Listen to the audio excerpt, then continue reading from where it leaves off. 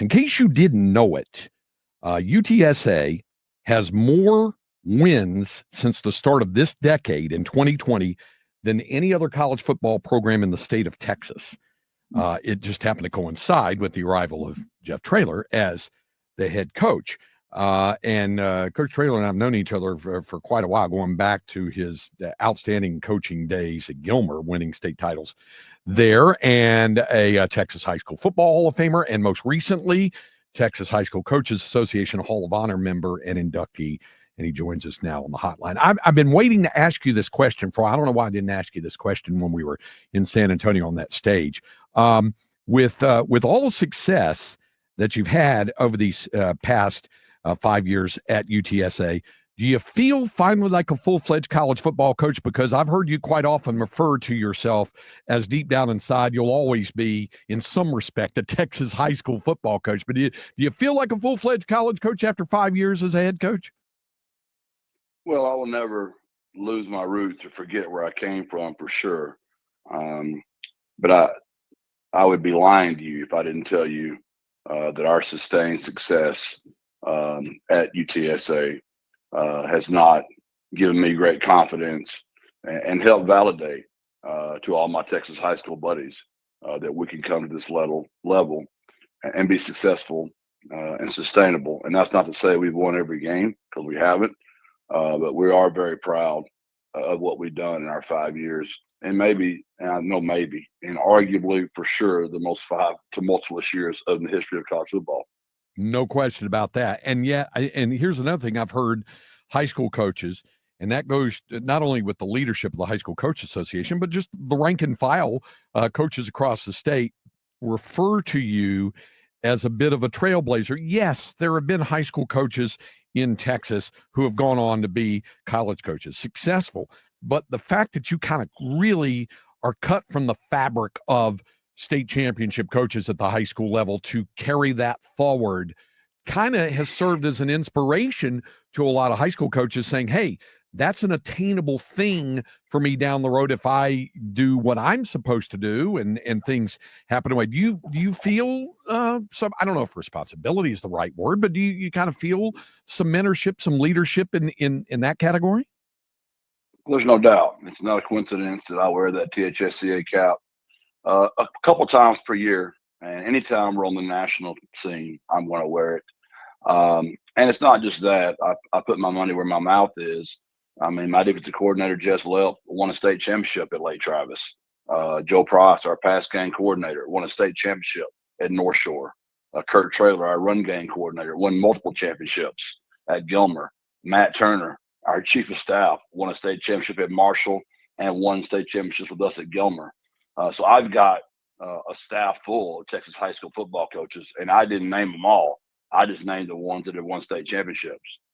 And I would imagine that's a great deal of pride for not only you as a head coach, but for your staff when you're on the recruiting trail. And that was a big part of when we did that panel discussion a couple of weeks ago, of the deal about recruiting, to be visiting not only with the high school coach, but the young man and the family about that connective tissue. Isn't it about you have coaches who have been there, been in the trenches on the high school scene, and they can make that transition as a high school student athlete to the collegiate level, just as you guys did coaches, I would imagine.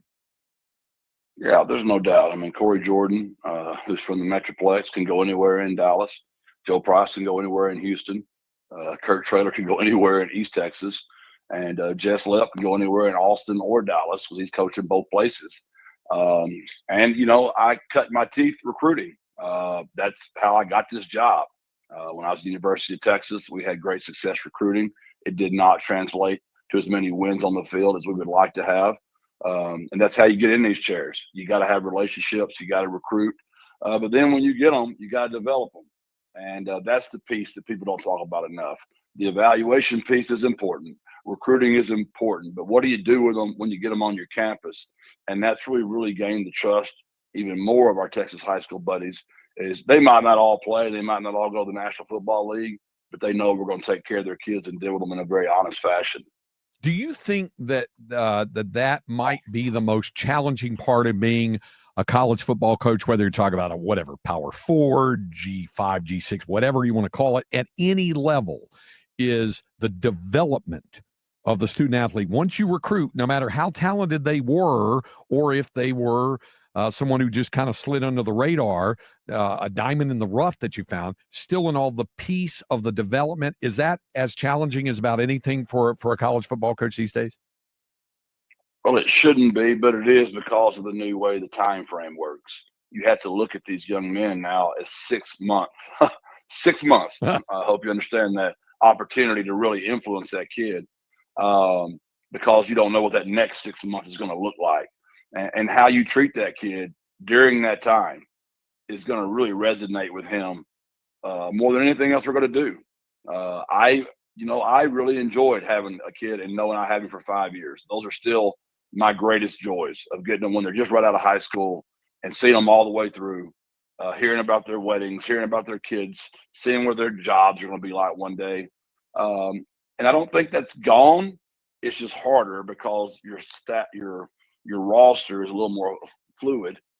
We haven't lost that many kids. One of my favorite kids is actually on the University of Texas's roster, and Trey Moore. Those things are painful because I love the kid so much. But I think when they exit, how you continue to root for Trey Moore, how you continue to invest in Trey Moore, and anytime I talk to Sart, I want to know how Trey's doing because I truly care for that kid. Yeah, and I know, like you said, it's been fortunate that you haven't had to lose too many players, but this is something that's happening everywhere around college football. Is that a major part of the?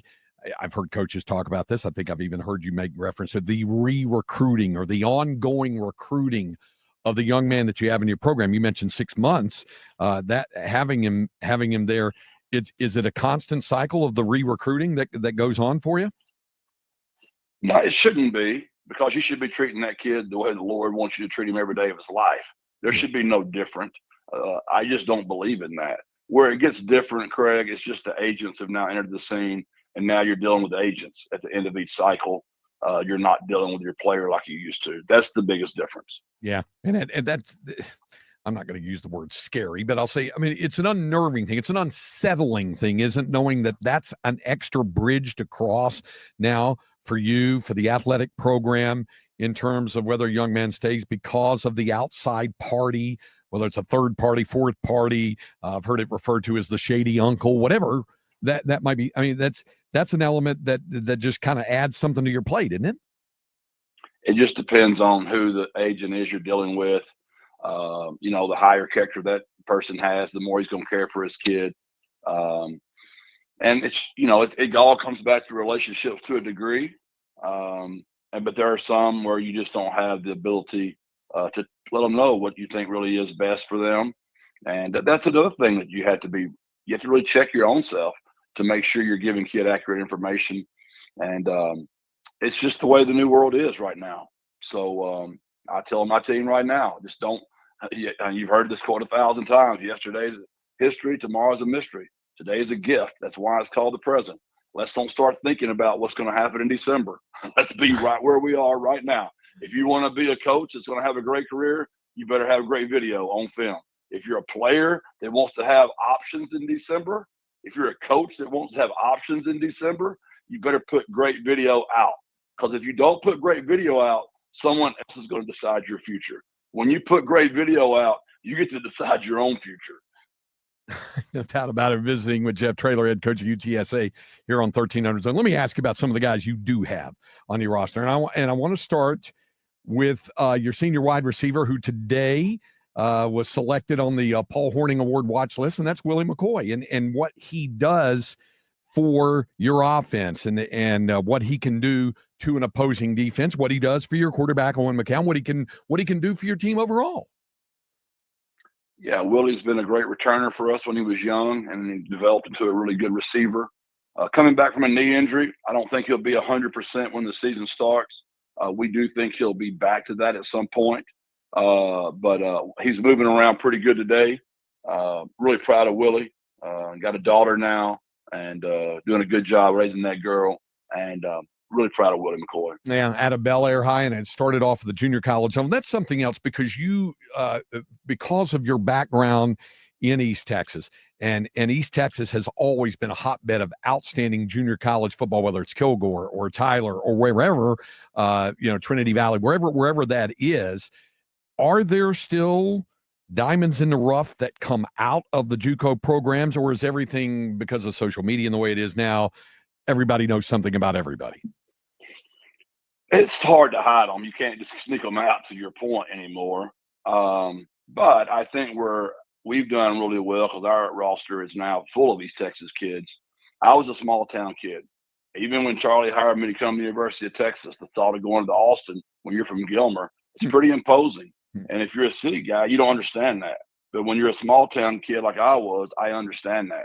So you can have conversations with Chris Boyd and Brandon Jones that the city had to manipulate that. You can have conversations with Devin McEwen. Owen McCowan obviously was from Russ, but his dad played in the league, so he traveled the country. He knew all that. That wouldn't be the case there. Will Henderson, some guys on my roster that might not have, got out very much. And I know we've had success with that. So you might not find diamonds in the rough anymore, Craig, but I think you can help that kid understand how to maneuver in the city when they get down here.